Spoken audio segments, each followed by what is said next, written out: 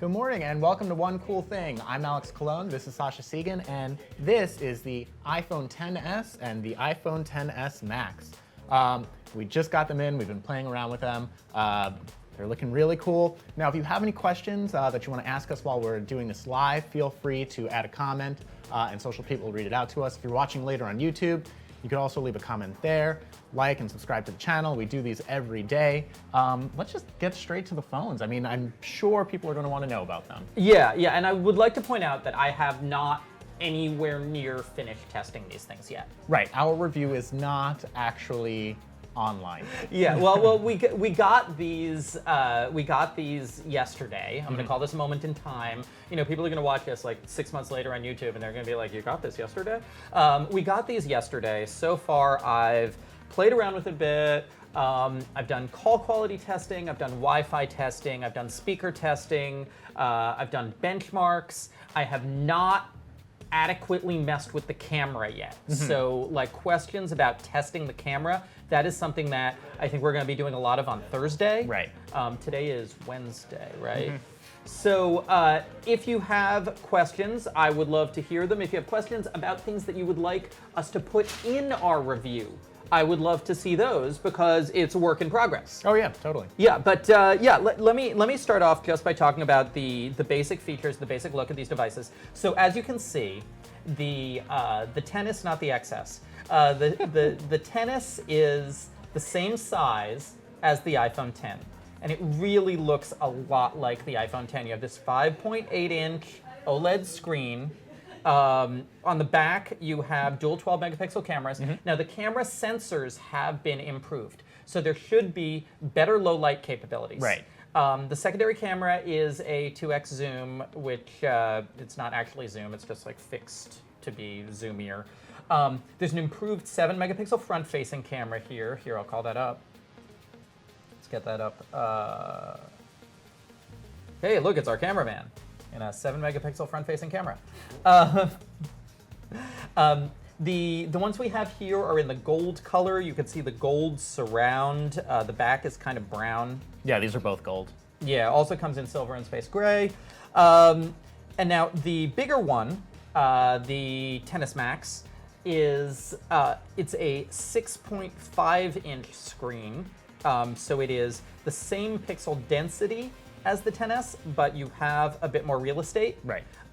Otherwise, very similar specs. It's basically a larger screen version. And size-wise, this is basically the same size as like the iPhone 8 Plus. Yeah, that's really something I wanted to get across because you're going to be seeing a lot of marketing about these screen sizes, about 5.8 and 6.5. And one thing that you have to be aware of is that Apple changed the aspect ratio on their devices when they went to the iPhone X. They went from 16 by 9 to 19.5 by 9. It's taller, narrower devices. And that means that you're fitting a longer diagonal in a triangle with a smaller base. And so that means that your 6.5-inch screen is fitting on a device that is the same size as the previous 5.5-inch screen. Right. And now I have a, oh no, wait, I don't have, I thought I had the Galaxy Note 9 here for comparison, but it's back in my office. But this is a similar size to the Galaxy Note 9, really. Right. Yeah, and this is a similar size to the S9. Yeah. So the S9 is a little smaller. S9 is a little smaller, actually. It's narrower. It's easier to hold in one hand. They're both significantly larger, though, than the iPhone 6, 7, 8. Right. Okay, and significantly wider, and people are going to, people are going to have an issue with that. Oh, whoa, I got an iPhone 7 here. Okay, so here we have the iPhone 7, and as you can see, it's a significantly bigger device. Right. Hey, it looks like we have questions already. Is it going to be noticeably faster than the original iPhone X? Is it going to be noticeably faster than the original iPhone X? So I have been running benchmarks. The benchmarks are coming out higher, but from a processor perspective, I feel like that's not going to be overwhelmingly noticeable. Well, also, I feel like something that Apple does is, they don't want your phone to necessarily seem slow. So when you're doing like regular things, if you're swiping through screens and you're searching the internet, things like that aren't necessarily going to feel that much different, between one generation of phone. There's two areas where I think it's going to be noticeably faster. Okay, one area is in applications that involve machine learning, and that has to do with a lot of like augmented reality and image recognition stuff, like that application we saw during the iPhone launch where it's analyzing people's basketball shots. The machine learning core, the neural engine on the A12 is massively faster than on the A11. So that will process faster. That also has to do with the new Smart HDR mode, which can supposedly balance bright backgrounds and dark foregrounds in photos. The other area where it's going to appear faster, and we were just talking about the testing that we have to do to get there, is with LTE. Right. And especially on T-Mobile, these are the first phones to have the new Band 71, which extends rural coverage.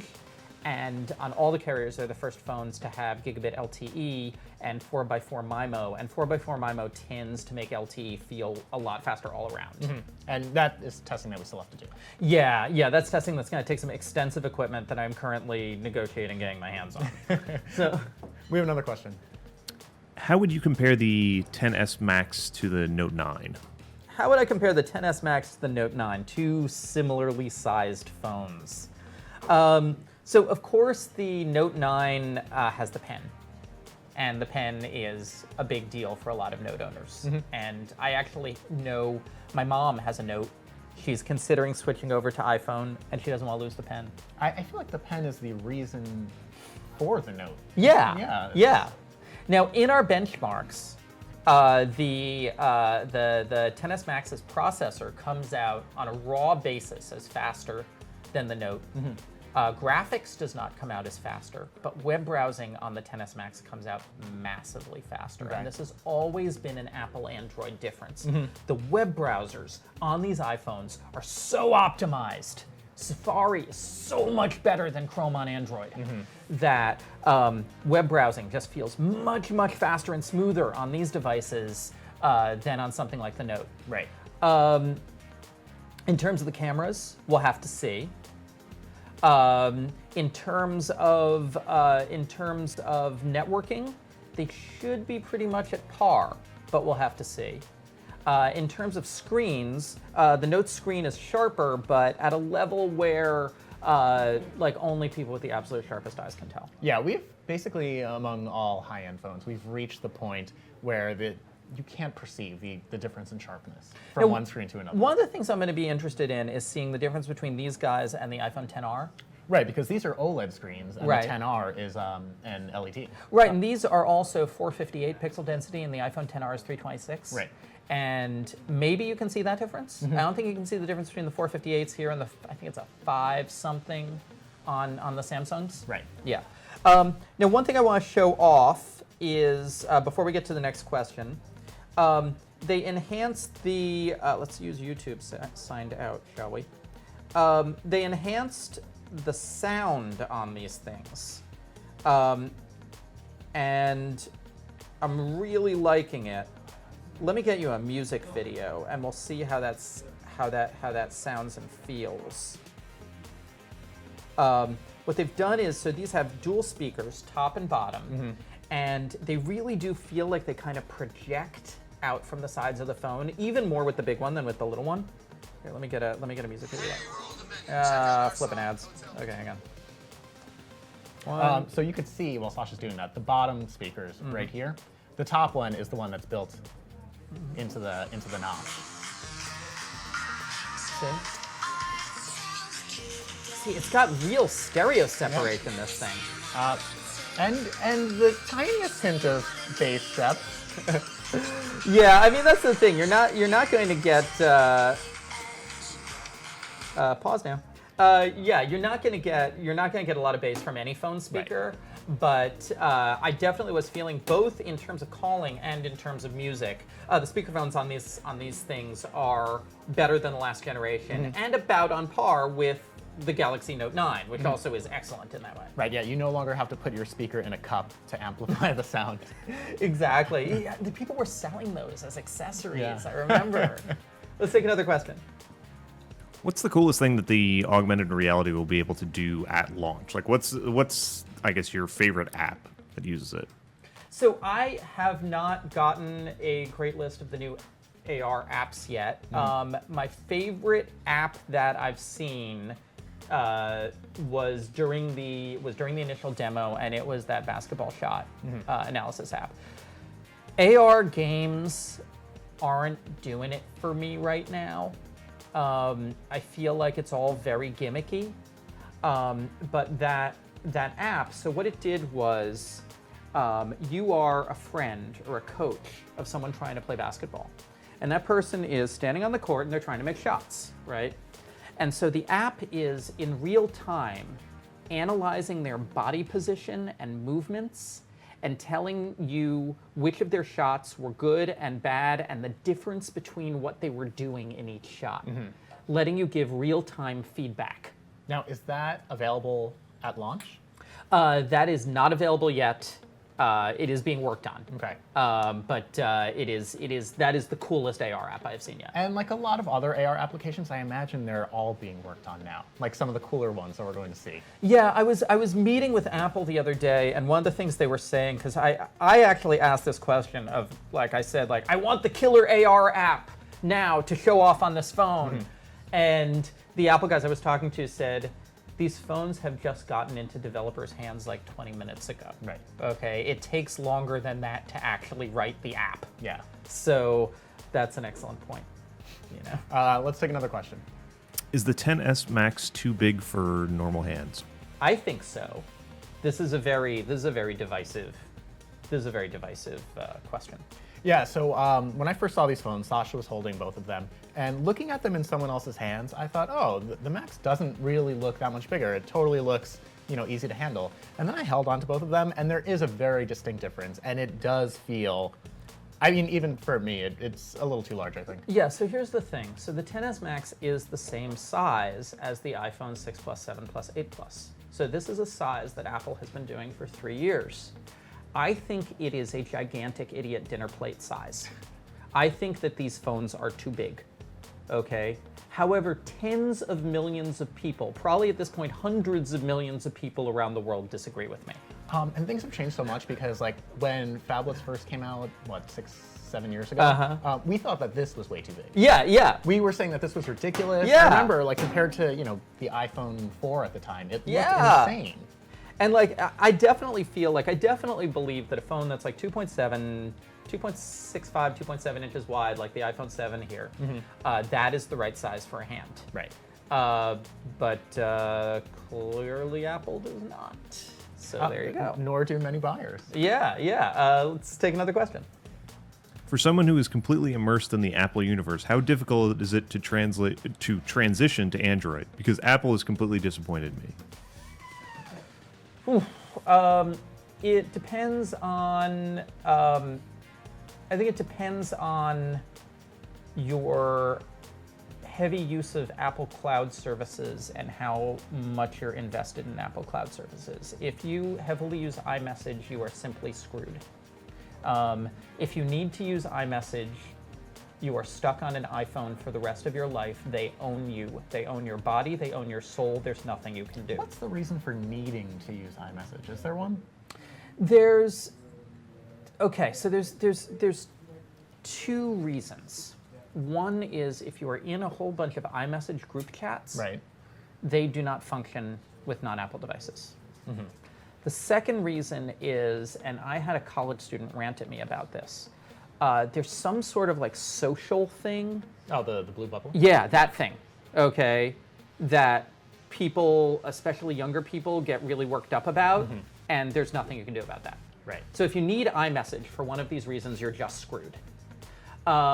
If you store all of your photos in iCloud, that's going to be kind of a pain on an Android device. So if you're a heavy user of iCloud, you probably want to be over on an iPhone too. Apple Music works well on Android. Apple Music is good on Android.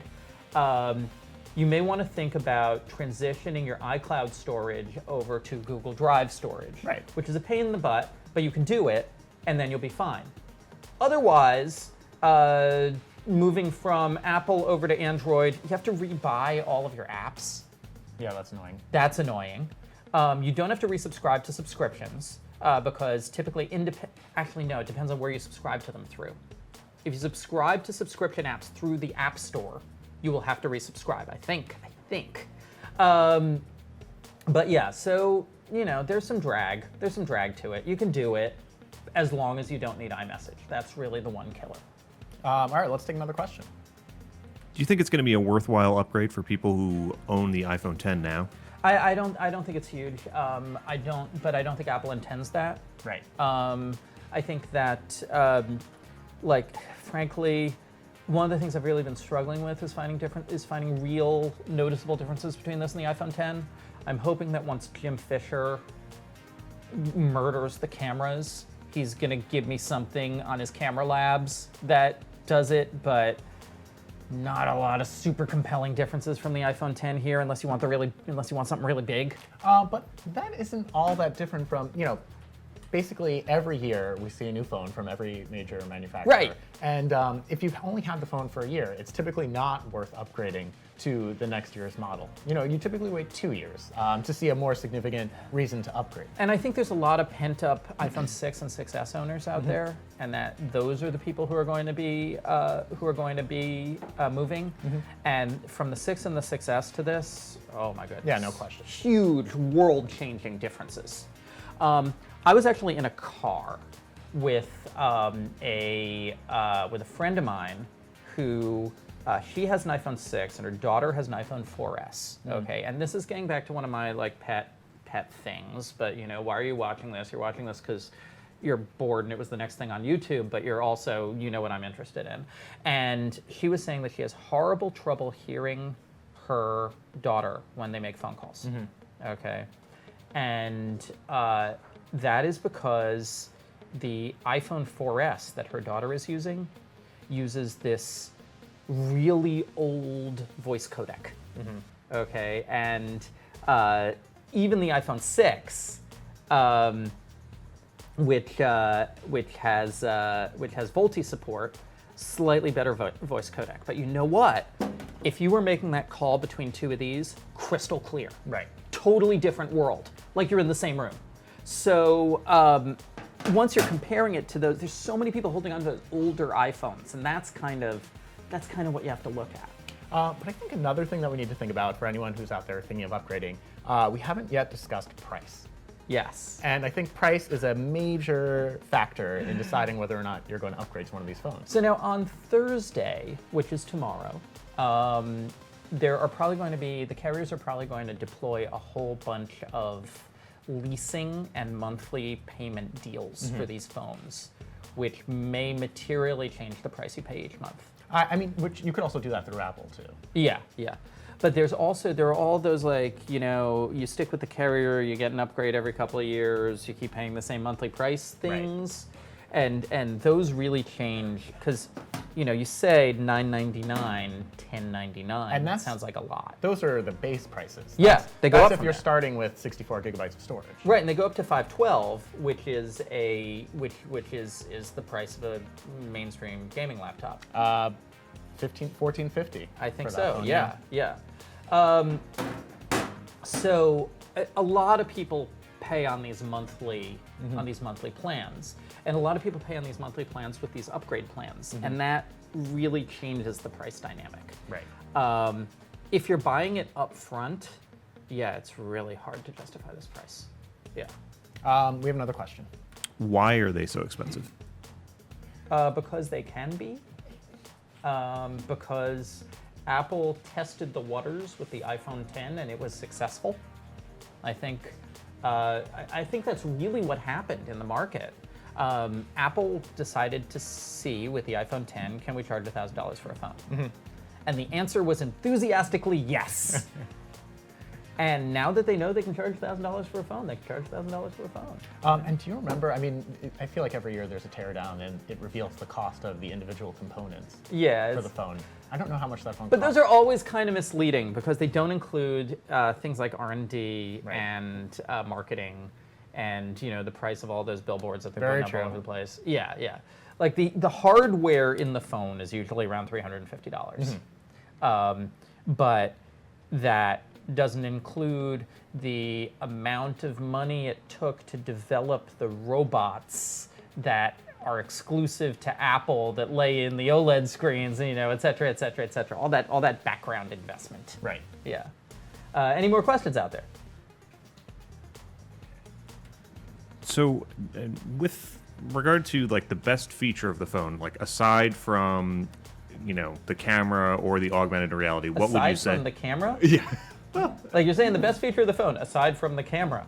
So are we just admitting in this discussion that the camera is the best feature of the phone, and you're asking for the second best feature of the phone? Actually, what's the third best? Because not the augmented reality. Okay, so what is the third best feature of these phones? That is an excellent question. I would, I mean, let me think about that for a second. I would say, and once more, this is me being me, if the two best features of this phone are the camera and the augmented reality, which we are admitting are the two best features of the phone, the third best feature of the phone is sort of the bundled together of all the new stuff they're doing with the radios. The dual SIM capability, which is not live yet, that is coming live later this year. But also the 4x4 MIMO, which is going to really improve not falling into dead zones. And the support for things like EVS voice, which is really going to improve call quality and speakerphone quality. And these are things that Apple has been notoriously bad at for the entire history of iPhones. And I am thinking that this puts them up to par with the best phones on the market. Right. Any other questions? Can you just recap, and this is a more boring question, sorry, but the colors that each of these are available in? Like the 10R is the one that's going to be the real like rainbow. The 10R is the awesome candy-colored iPhone. The colors on the 10R are gorgeous. I looked at them. They look like enamel. They are striking. They pop out at you. There's going to be a whole drama around whether or not you put that thing in a case. It comes in a clear case. Yeah, you put it in a clear case, exactly. But you almost don't want to because the shimmer on the back is so nice. It reminds me like very Nokia. Yeah. Oh, like those Nokia like plastic deposited colors. Yeah. Yeah, except it isn't plastic. You haven't seen it in person. No, it's like covered by glass, right? Yeah, you haven't seen it in person. It almost looks like a kind of automotive enamel covered in glass.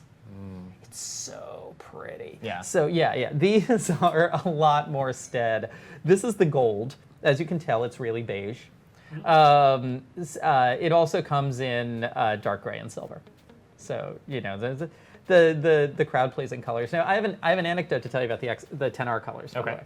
So I was talking to a high Verizon executive about the 10R, and I said, I think the 10R is going to be the breakout of the iPhones this year.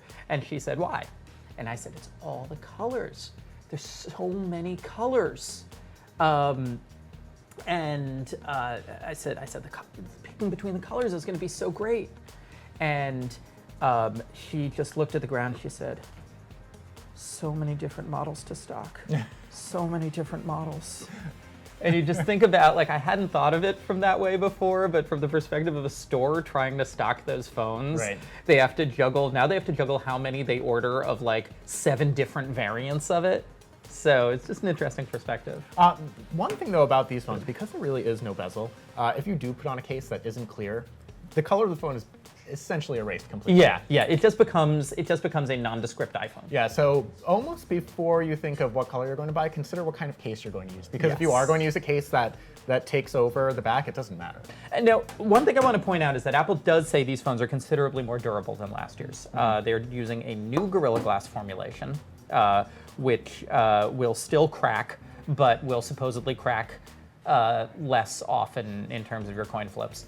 And they're IP68. They're IP68 water and dust resistant. So they are completely soakable. Right. So that at least it got that. Yeah. I mean, I'm less concerned about the water this time around than I am just, I see, we live in New York, we ride the subway every day, and you see shattered phones left and right. The thing is, glass is glass ultimately, and this camera ridge actually is probably going to protect it somewhat on the back. Right. But if you have one of these fronts where the front is just like coming out at you, and there's no ridge, and the glass is not protected at all, Right. You're not gonna. It's not going to be invulnerable. You know, you may.